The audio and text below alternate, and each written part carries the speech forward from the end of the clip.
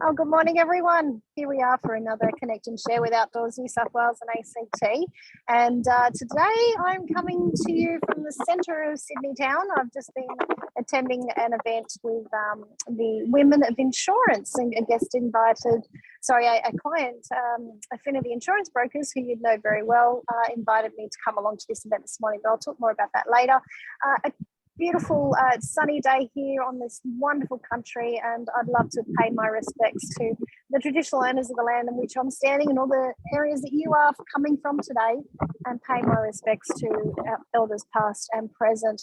And we had a magnificent session at the masterclass last week where we worked with Dwayne to understand more about immersion and the stories of the past and how we use them to create a better environment for us in the future. Guys, I'm going to hand over to Dan because he is in an amazing spot right now, and I'd love him to share with you what he is doing and what's happening this weekend. And then you'll come back to me and I'll tell you the rest of what you need to know and where we've been in the last week or so. So Dan, over to you. Thanks, Laurie. I'm joining you from Ngunnawal country in the ACT. It's a bit windy from where I am, so I hope you can hear me okay. I'm standing up the top of the Lovett building in Woden in Canberra, where PCYC are running a fundraising event to support their programs called the Dare to Plunge, and they've contacted Outdoors New South Wales ACT to assist some of the management of it and the fundraising, and also as a sort of professional development opportunity for our members. So I'm at the top of the building, and I'm looking down so I don't go too far over the edge. That's a good idea. Scaffolding just there that you can see is where the 100-metre abseilers will depart from, and the zip line, and they'll be landing down there. And if you can see the red big sign down there, that's where the zip line will be landing. So it's a very steep zip line, and the abseiling will obviously go straight down. There'll be a huge crowd here with 75 Ferraris and a heap of people who have paid a lot of money to go abseiling. So if you're an O New South Wales ACT member, I'd encourage you to come to the Lovett building in Woden anytime from tomorrow morning. The clients will be abseiling and zip lining about midday onwards and finishing off on Sunday morning. We do have some room for some volunteers if you're interested, but certainly it's a great opportunity to come and see, and showcase some of the amazing things that happen in our industry. So incredible. Yeah, wonderful. Thanks so much, Dan. And it's such a great opportunity to showcase the expertise and the experience of what we provide as an industry. So thank you so much for being there and supporting PCYC with this event.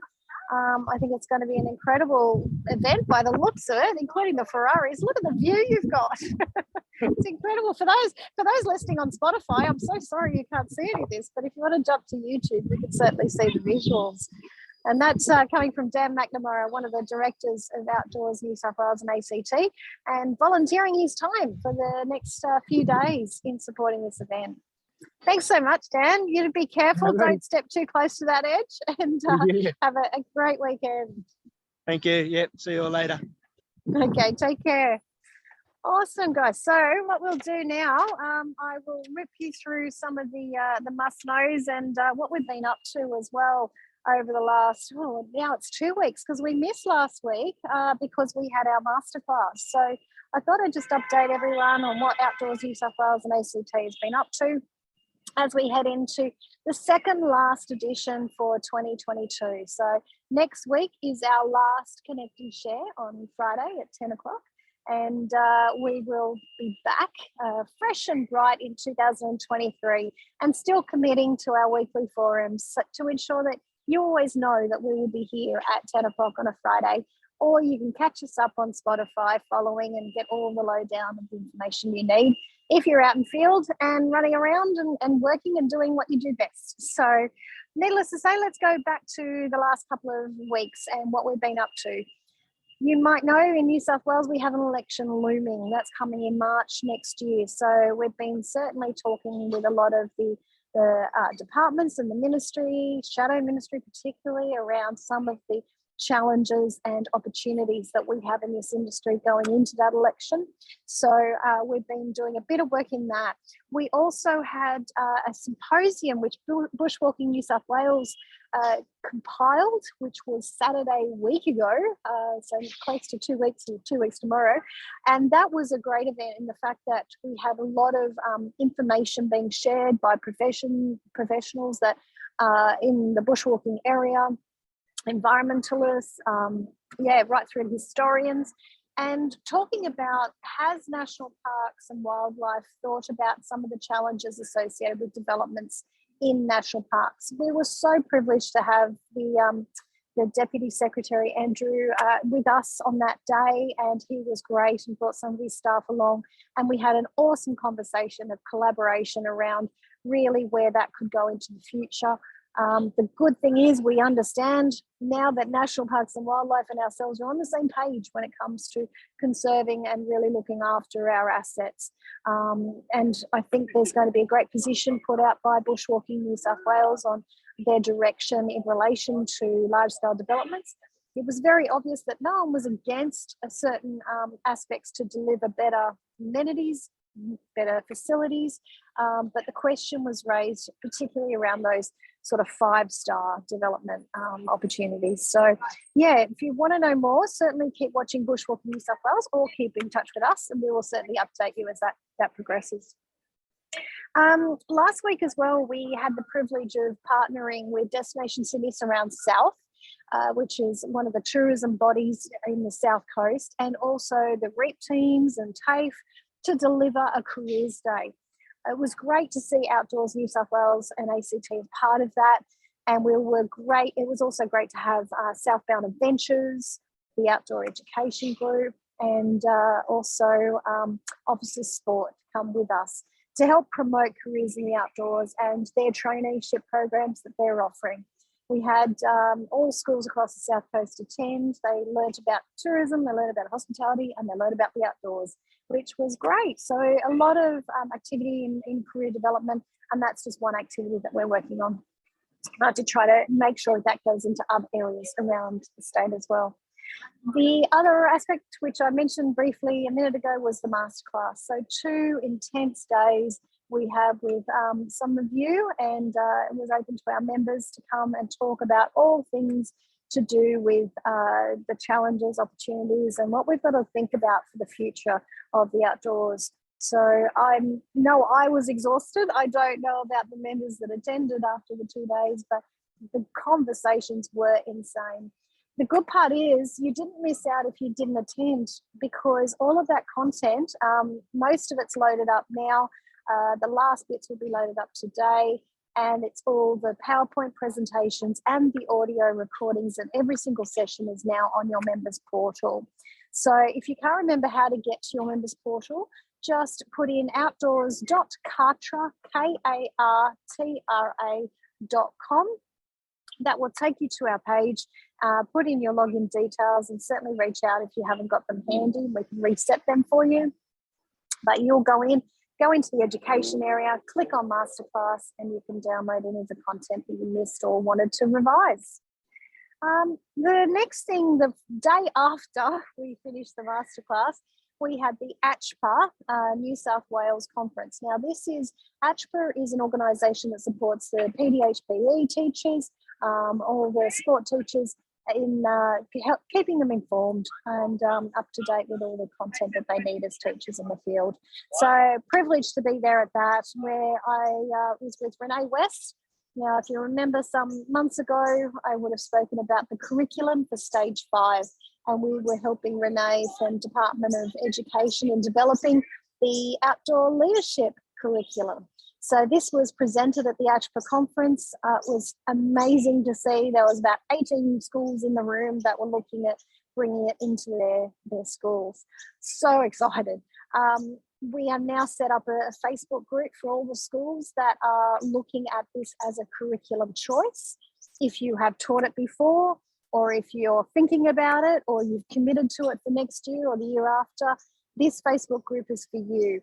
It is all of the teachers coming together and sharing those resources to deliver outdoor education in their schools. So if you are interested, just put in a request through the Facebook group. It's called New South Wales Stage 5 Curriculum Teachers. I think it's called something to that effect anyway. So jump in, request to be joined, and you'll get access to that. The other thing that we've been engaging in this week is a wonderful series of National Parks and Wildlife Service meetings. Now, these were instigated by National Parks and Wildlife to talk to eco-pass operators in all of the different geographic areas across the state. So far we've had Blue Mountains, South Coast, and Hunter region. Next week we've got a whole nother series of regions, and I think a couple the week after. But what a great opportunity to really have that open discussion around some of the maintenance areas, some of the closures, but when they're going to be opened. But more importantly, having also that cross collaboration of discussion. And it could be things that the operators want to share with national parks as well. So well done to the guys at National Parks and Wildlife for that initiative. And it looks like these might happen every 6 months, which is going to be great for the industry to keep informed and vice versa.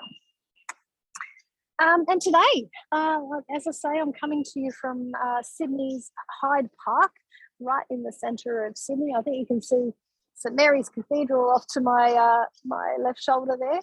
And I've just come out of a breakfast with the Women of Insurance. So a great event. They were certainly doing some great fundraising things for Women with Dignity, which is a great charity that they support.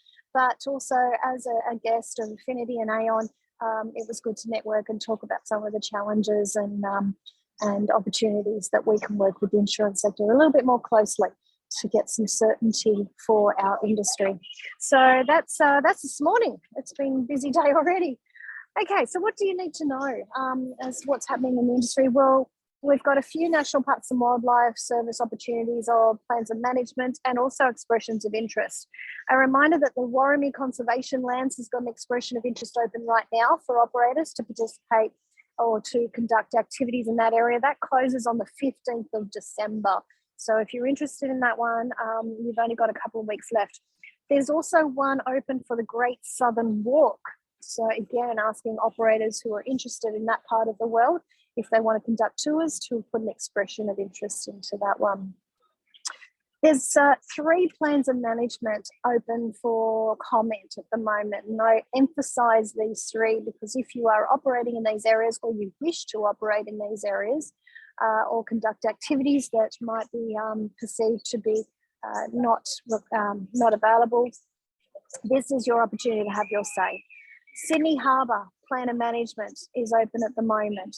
Glenrock with the mountain bike park is also open, and Kapiti National Park. So if you're interested in any of those 3, I urge you to jump onto the environment.nsw.gov.au site. Search plans on exhibition, or the other way is plans of management, and it should come up there. As Dan has highlighted, we have the event of Dare to Plunge starting tomorrow. So hosted in Woden, and thanks so much to Terry Hewitt from Adventure Out, who's been part of this event for quite some time and asked us to be part of it. So we do have a couple of volunteers from our industry. As you saw, Dan is one of those. And I believe Mr. David Chitty is on his way to Canberra to partake in that event as well, to promote the industry and support them in that event. We hope it really does give our industry a bit of a showcase on what we do, and also raise some much needed funds for PCYC going forward, so they can do some amazing things. So that's pretty much the wrap of what's going on around the industry and what you need to know for another Friday Connect and Share. As always, I ask if there's anything happening in your neck of the woods that you need us to be aware of or support you in, please reach out. The best email address to do that is contact@outdoorsnswact.com.au, or certainly reach out via the website with the Contact Us page. And that website is www.outdoorsnswact.org. Helen, I thought I'd ask if you wanted to give an update on the Active Outdoor Kids program and where we're up to with that as it rolls out for its final couple of terms. Yes, absolutely. It's been a great year for kids getting outside and active, and sorry, I'm just trying to find my words. That's okay. It's the end of a long week. It certainly is. It certainly is. And this year's been quite challenging for a lot of providers. So we're still there's still some programs that are starting in the new year. We're getting their info on the website at the moment and just kind of finalising their agreements. And I guess one of the big program partners is PCYC as well. And that's what eluded me to remind us. Yes, awesome that's right. stuff that they've come on board. They have, and they're chatting on Monday as well to look into some of the other locations. So I've asked if I can be part of that meeting as well to see how we can get it out amazing further.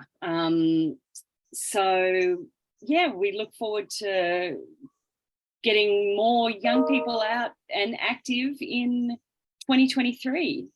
So, amazing, great. And the program will probably end up wrapping up around about June from what we're estimating at the moment. Is that about right?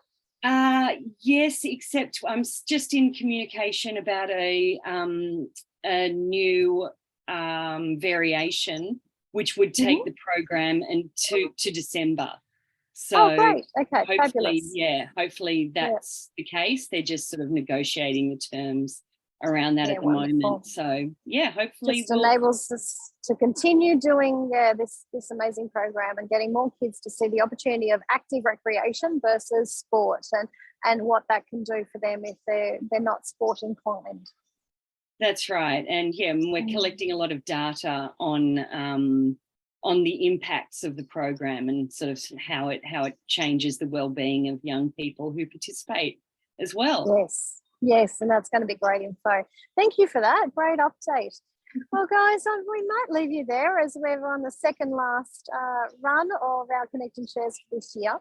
Next week, we'll have a bit of fun and certainly give a bit of a wrap up on where this year ended up and what we've got in store for next year.